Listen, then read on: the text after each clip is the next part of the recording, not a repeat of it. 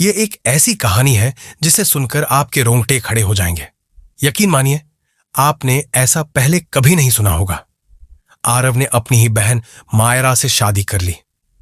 हां, आपने सही सुना। और अब वे एक बच्चे के माता पिता बनने वाले हैं। ये कोई फिल्मी कहानी नहीं बल्कि हकीकत है। मैं उसे छोड़ नहीं सकता, वो लड़का कांपती आवाज में कहता है। मैं जानता हूं कि हम भाई बहन हैं, लेकिन हमारा दिल अब एक हो चुका है। यह हमारी गलती नहीं थी। आरव और मायरा को यह नहीं पता था कि उनके रिश्ते की नींव खून के रिश्ते पर बनी है। आरव को उसकी मां ने अकेले पाला था। पिता का चेहरा उसने बचपन में ही खो दिया था। कहीं चला गया था, कभी लौटा ही नहीं। मां ने सारी जिम्मेदारियां खुद उठाई। स्कूल से लेकर यूनिवर्सिटी तक का सफर अकेले तय कराया।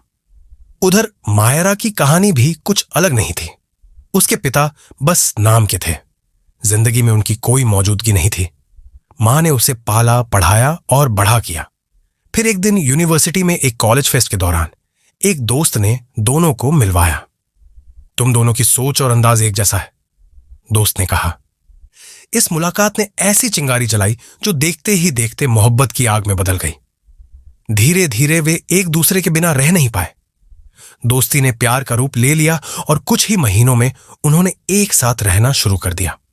हर पल साथ बिताना, हर खुशी दुख बांटना उनकी जिंदगी का हिस्सा बन गया। यह रिश्ता किसी भी आम जोड़े जैसा लगने लगा। लेकिन फिर वो शाम आई जिसने सब कुछ बदल दिया। मायरा अपने फोन में पुरानी तस्वीरें दिखा रही थी। एक फोटो पर आरव की आंखें फटी रह गईं। ये कौन है? उसने डरते हुए पूछा।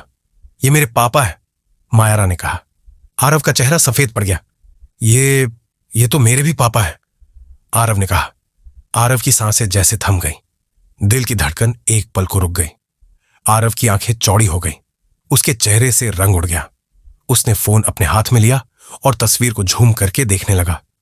बार बार कमरे में सन्नाटा छा गया। एक अजीब सी ठंडी हवा जैसे कमरे के हर कोने से टकरा रही थी। मायरा उठकर बैठ गई।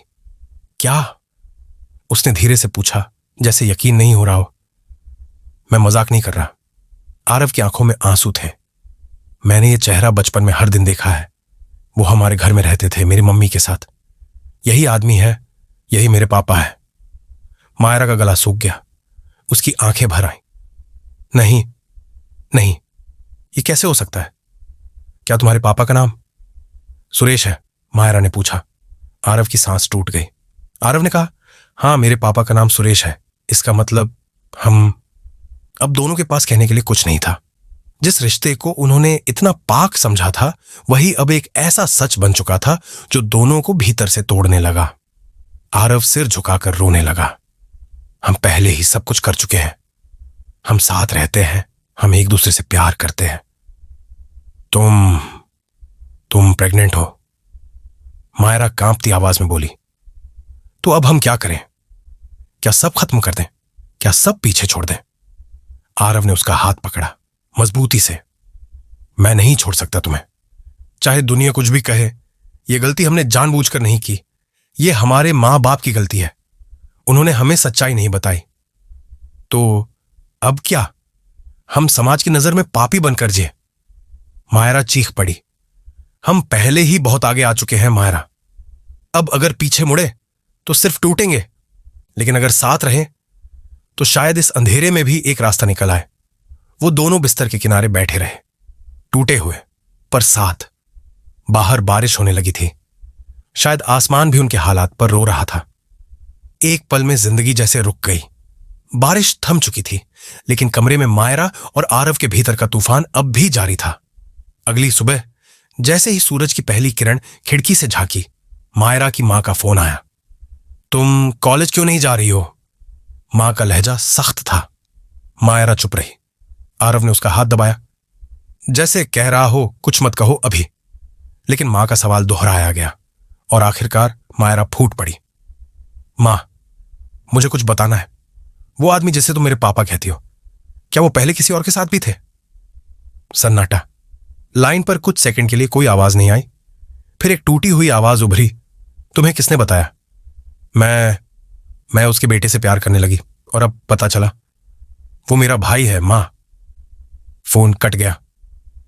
उस दिन से मायरा की मां ने उससे बात नहीं की। कॉलेज में खबर फैल चुकी थी। कुछ दोस्तों ने बात करना बंद कर दिया, कुछ ने ताने मारे, कुछ ने घूरना शुरू कर दिया। भाई बहन होकर साथ रहते हो, कोई शर्म बाकी है? आरव ने एक दिन झुला कर कहा। जिन्हें सच्चाई नहीं पता वो सबसे तेज पत्थर मारते हैं। आरव की तबीयत फिर बिगड़ गई। रात के 3 बजे मायरा उसे अस्पताल लेकर दौड़ी। इमरजेंसी में भर्ती करते वक्त उसका हाथ कांप रहा था, पर उसने हिम्मत नहीं हारी। डॉक्टर ने बाहर आकर कहा, इसकी हालत सीरियस है। एपिलेप्सी अटैक के बाद बॉडी में फ्रैक्चर हुआ है। अब बार बार ऐसा होना खतरे से खाली नहीं। मायरा बुरी तरह टूट गई, लेकिन उसने खुद को संभाला।